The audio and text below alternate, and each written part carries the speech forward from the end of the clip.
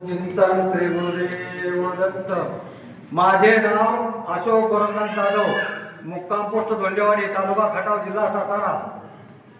माझा अनुभव असा आहे की मी इथं यायला पहिल्यांदा कासकूस करत होतो। माझ्या गावातून माझा छोटा भाऊ किसन जाधव हे गावातील कमीत कमी 50 लोकांना घेऊन प्रत्येक वारीला येतात तिथे। पण मी असा एक विचार केला की तिथे जाऊन हे लोक काय करतात, तिथे जाऊन हे लोक काय करतात म्हणून मी बघण्यासाठी 4-5 महिन्यापूर्वी त्यांच्या बसमध्ये बसून इथपर्यंत आलो। इथपर्यंत आल्यानंतर एवढा जनसागर बघितला। गुरुपौर्णिमा होती, त्या गुरुपौर्णिमा एवढा जनसागर बघितला की मी मनातल्या मनात विचार केला इथं काहीतरी असल्याशिवाय काही ना काही चमत्कार किंवा काही ना काही दैवी शक्ती असल्याशिवाय काही एवढी लोक तरी येणार नाहीत। मग त्याच्यानंतर मी सुद्धा कासकूस करत होतो आधी यायला।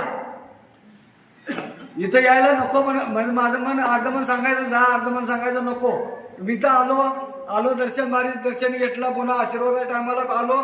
महाराजांना एवढं बोललो माझ्या घरात सुखशांती आणि माझ्या मुलाचं लग्न आम्ही ठरवायचो, कुठल्या ना कुठल्या कारणानं ते कॅन्सल व्हायचं। हे असं महाराजांचा आशीर्वाद घेतला। माझ्या घरात सध्या आता सुखशांती आहे। माझ्या मुलाचंही लग्न ठरलेलं आहे। 23 फेब्रुवारी ही तारीख ठरलेली निश्चित झालेली आहे सर्वांच्या अनुमतीनं। आणि आज मी आलो आहे, मी माझ्या वैयक्तिक स्वार्थासाठी मी आलेलो आहे। माझ्या शेतीचा पाण्याला स्तोत्र जरा कमी झालेला आहे, पिकं वाढून जायला लागलेले आहेत। म्हणून साठी महाराजांना आशीर्वाद घ्यायला आलो आहे की मला पाण्याचं जरा काहीतरी स्तोत्र करून द्या, हा आशीर्वाद मागत आहे आणि मागितलेलाही आहे। आणि त्यांनी सांगितलं जाऊन बिंदास घ्या, पाणी लागेल, हाही आशीर्वाद त्यांनी दिलेला आहे। एवढीच माझा अनुभव आहे।